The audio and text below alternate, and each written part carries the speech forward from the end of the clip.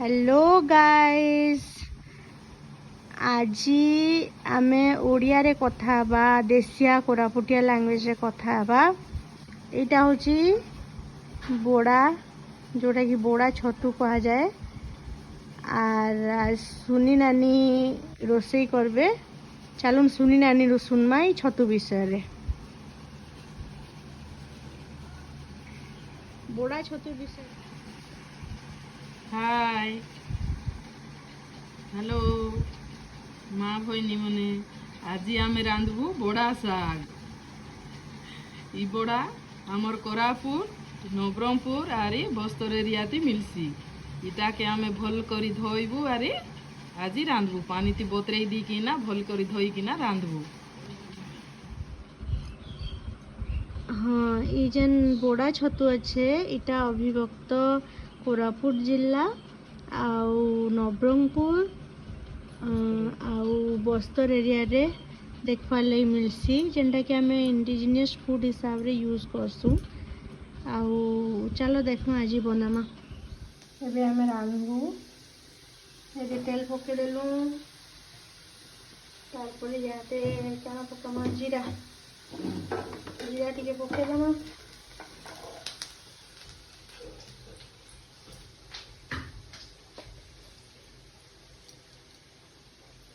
तेल टिके गरम हो जाओ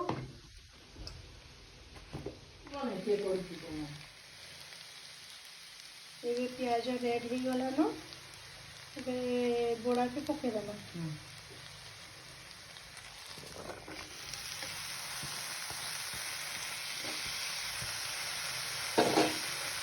और कढ़ाई रांधी रांधी जी कला हो गला न किंतु देखिए जना पड़ती मैंने कढ़ाई जना पड़ती आम फूट भी बढ़िया था सब बेले रांधी रांधी भल भल जिन फैशन पूरा फैमिली मेम्बर्स को।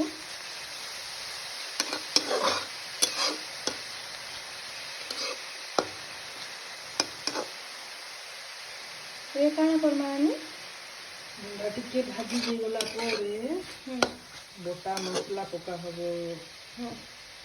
मसला बेले आमे काना काना देमा टिके हमर व्यूअर्स मन को कहि दोन। एही सरिष बोटा देले हबो नहले अदा रसुण पेस्ट दे दिना मिसा करि पारिबो।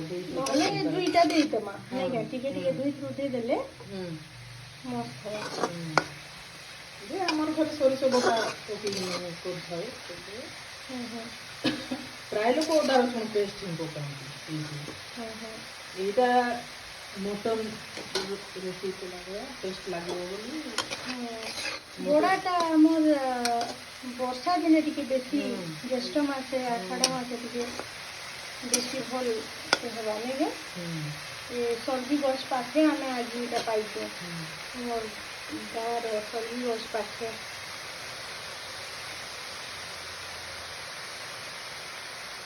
इटा आमे 5 ରୁ 10 मिनिट टिके रखी देले बोड़ा माने टिके सिझी जीवो तापर मसला देमा बेसर देमा आज बेसर को देना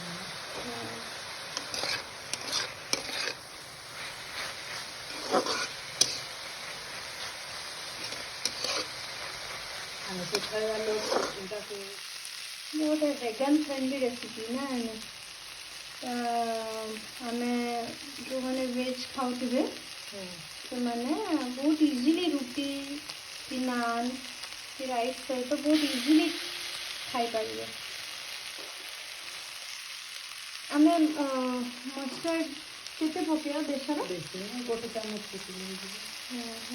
गोटे रु 2 चामच स्वाद अनुसार जी अमाउंट बोड़ा नहीं से अमाउंट आम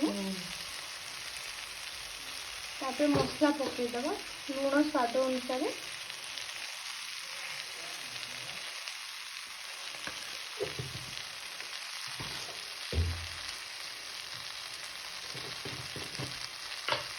हलदी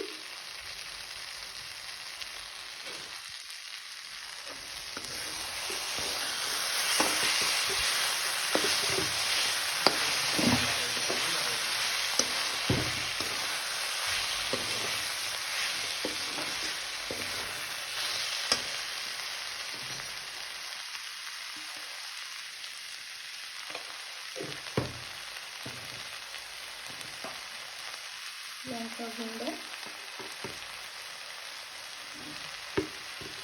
जीरा धनिया पाउडर गोटे चामच, लंका गुंड भी गोटे चामच, हल्दी भी गोटे चामच, आउ लुण स्वाद अनुसार। बस ये आम पकईदे गरम मसला टी पकईदे। ये हूँ आमर रेसिपी। आउ 5 to 10 मिनट हो गला आम आपको गरम पानी देके आगे सिझेदेवा। टमाटो प्यूरी गोटे देदेव।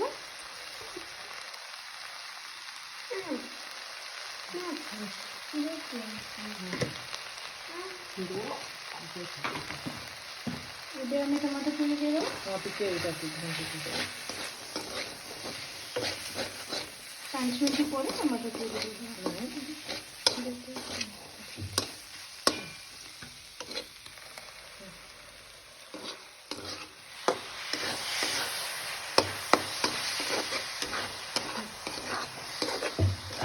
ये गला हमारा घोड़ा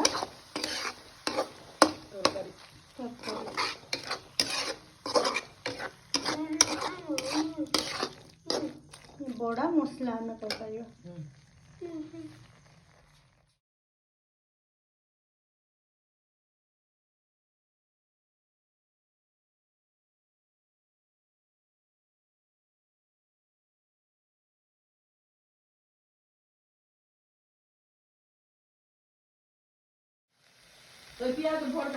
व्यूअर्स ये गला हमर बोड़ा तरकारी बा बोड़ा कषा।